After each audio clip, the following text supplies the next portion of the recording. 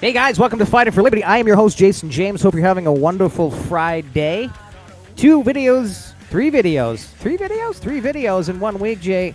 Of course, yeah, because I'm unemployed, so thanks for pointing that out. I love doing them for you guys. I'm really starting to enjoy this, so I will be doing more. And I mean, what's going on right now? How can you not be reporting on what's going on in the world right now, especially what's going on in Canada, especially with the Truckers for Freedom rally? I mean, you'd have to be some kind of a crazy person not to want to be getting on board with that. So today, speaking of crazy people, we're going to be talking about mainstream media is actually getting on board and reporting about the convoy now. Is this a good thing? Is this a bad thing?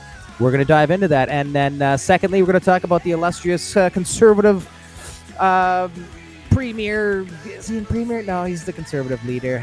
God, it's Friday night. Give me a chance. He made a speech last night, an invigorated speech that was kind of a change of pace from what we've been hearing from him. So is it too little too late from Mr. O'Toole? I guess time will tell.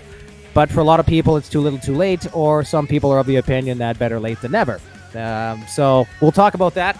But first, let's get into mainstream media. And what are they saying about the convoy? Is it good? Is it bad? Well, I'm going to let you guys decide for yourself because, geez. it's not that good. But let's have a look, see how bad could it get? This sentiment is shared by a fraction of protesters. Well, sorry, I didn't start it where I wanted to start it. And here we go. Vaccine mandates have heightened. And I advocate civil war. If people don't want to stand up, we've got guns, we'll stand up, and we'll bring them out. While this And there you have it. Okay, can I level with you right now? If you're going to the convoy, and your crazy uncle reminds you of Milton from Office Space, I'm going to set the building on fire. He took my stapler, it with the swing line, and I kept the swing line because it didn't jam up as much. But he took the stapler, so I'm going to set the building on fire. If that's your uncle, don't bring him to the convoy. For all of us, baby.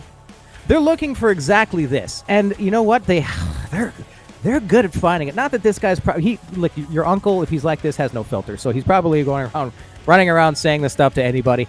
This is the issue. We can't have this trying to derail this this narrative and this movement. Just leave Uncle Ned down in the basement where he belongs.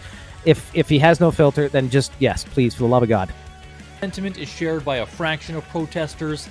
It's visible in their social media discussions, with some calling for Canada's version of the January 6th insurrection. And there it is. So we can't go one report without mentioning January 6th.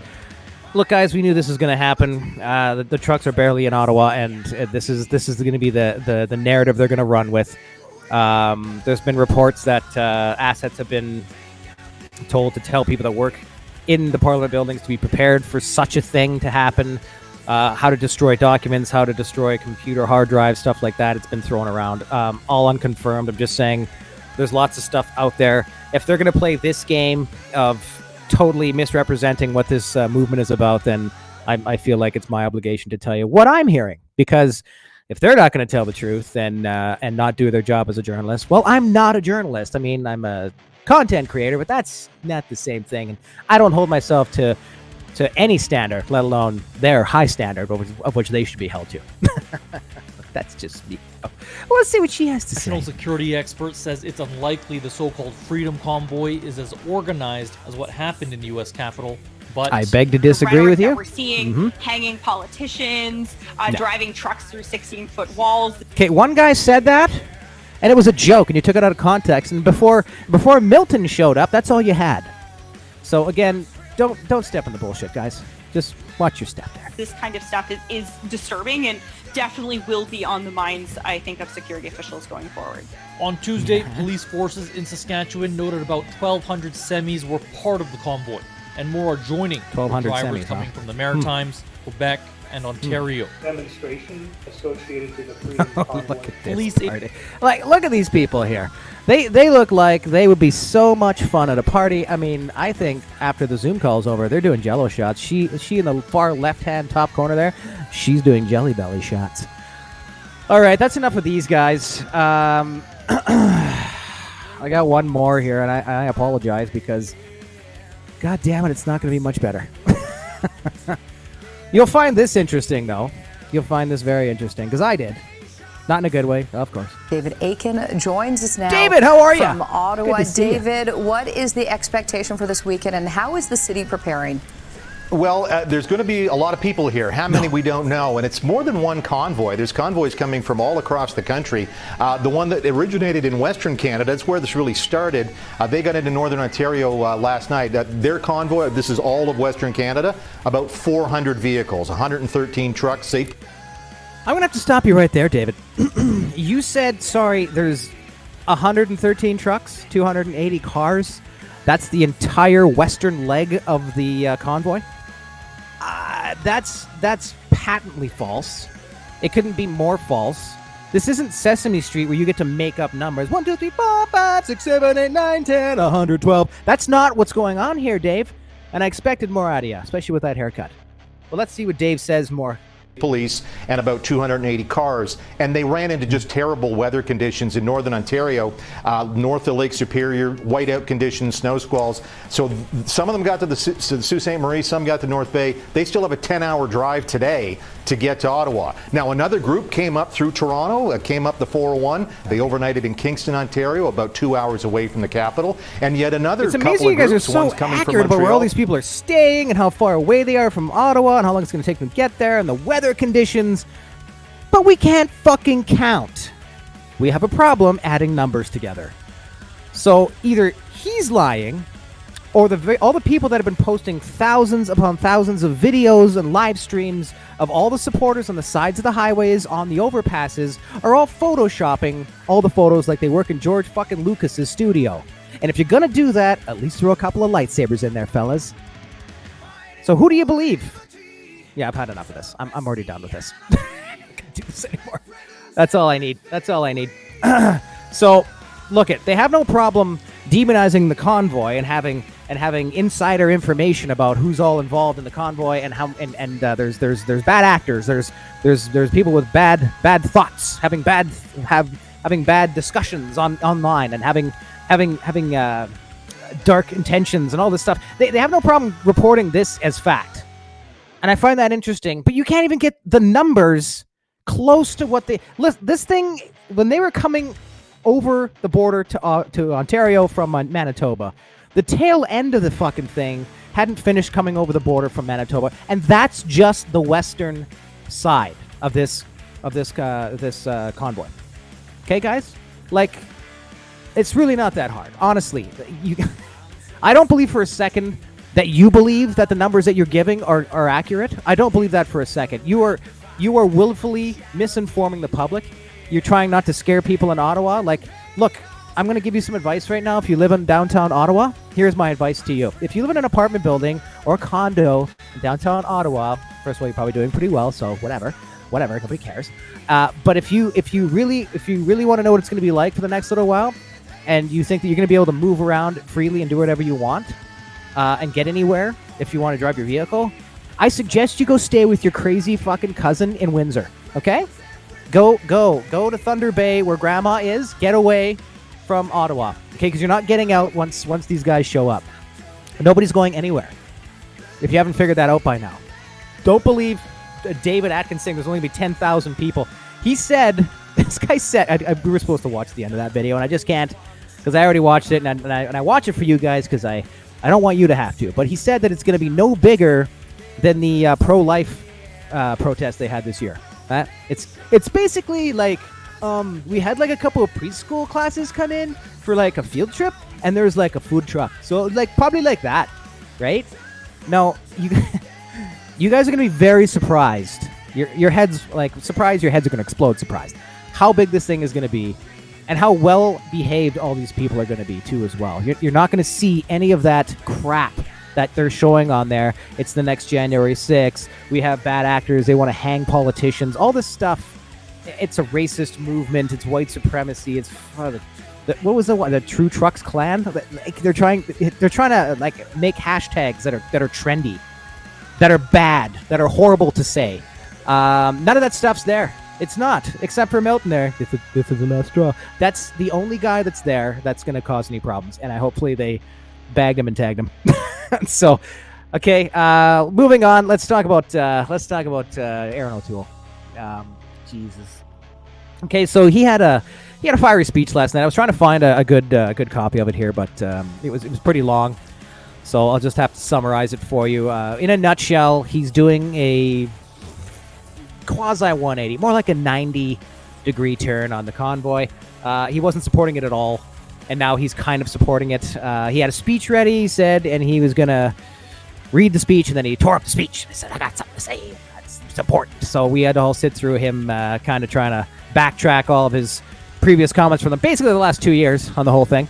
The problem with this is Mr. O'Toole is a lot of people have long memories. They do. They have long memories, not 2 days.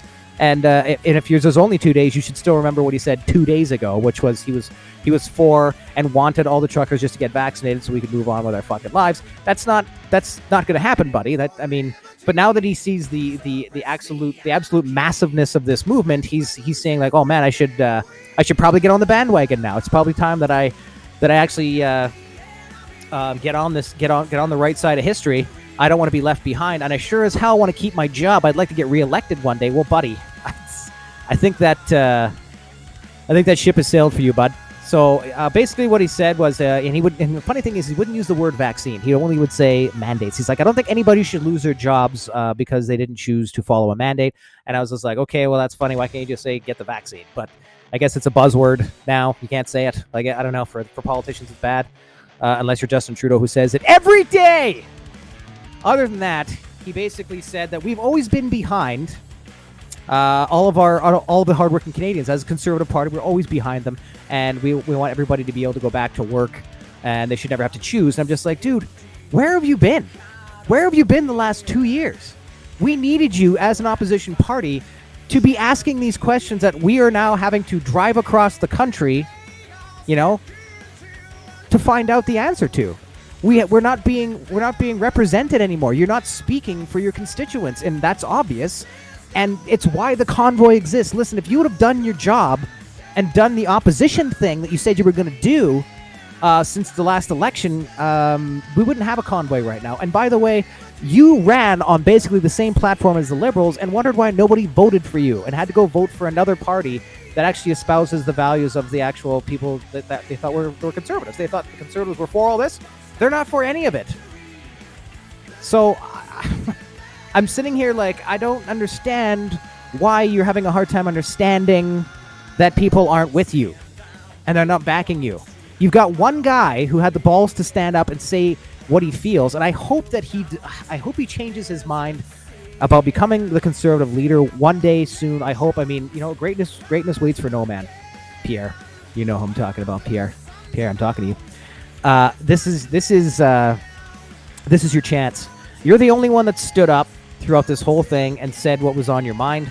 The whole backbench wasn't behind us, and now they're all kind of behind it now. It's funny how things have progressed. But just, you know what, guys, as far as Erin O'Toole is concerned, listen, know a grift when you see it, okay? And I see a grift. I see somebody who's trying to score political points right now and is trying to keep his job. So if that's all it's obvious that's what he's about, because he's never been on our side since day one, and now he's trying to jump on a movement that he didn't earn the right to be on in this movement, because he never stood up for any of these people. So anyway, I'm getting on a rant here, guys, but I want you guys to know that especially the people in the convoy that are out there protesting right now, we're all behind you. We're so proud of what you guys have accomplished. No matter what happens, this was an amazing journey, a hard one, and I know that it was a huge sacrifice for you. And I'm lost for words when it comes to trying to describe what I feel as far as how patriotic I feel, how much more connected I feel to the greater the population that is behind all this. You feel like you're very alone sometimes, and this is proving that you're not. You're not alone. There's many, many, many people. It is not a fringe minority of people with bad ideologies or thoughts, buddy. Buddy. So please play safe out there. You know how to act. You know what to do. Don't want to beat this dead horse again, but you see anything weird out there, you see anything that doesn't seem right or whatever, approach the organizers of the convoy and say, hey, this whatever this is over here, whatever it is, just say these people aren't with us and they're doing weird shit, or there's something being set up that's not, that we're not about, and hopefully they can deal with that situation. And if it's not safe, then get the hell out of there. Don't stick around if it's, something bad's about to happen. So, like I said, I'm honestly not worried about most of the people that are down there. 99.9% of you people are great. You people, I shouldn't even be saying that, but you know what I mean. You're all good people. And we're going to prove that to the world. And it's gaining traction around the world for that very reason, because it's real. It's real people with real concerns, and freedom will reign at the end of the day. So like, share, and subscribe, guys. This was a long one. I almost made it to 20 minutes, but even I get sick of hearing myself talk. Please like and subscribe and share. We're up to 23 subscribers now, and I'd like to get to 25 because I still don't have that YouTube bookmark, and I want it because I'm reading George Orwell's 1984 and I keep losing my place, and that is a good book, but I can't get past the first page without that bookmark. So please help me out with that. It really helps me help you guys like and subscribe on these channels. I made a mistake of putting these videos directly on Facebook and not coming through YouTube, so I wasn't getting any views on YouTube. I'm just learning. Give me a break, okay? But have a great weekend, guys. We will talk to you soon. I will be doing another video probably, who knows, in a day or two. I like it. There's lots going on. I'm sure there's going to be lots to talk about. Please, please, please, be safe. Stay proud, stay strong, stay free. Jason James, fighting for liberty. We will see you guys very soon.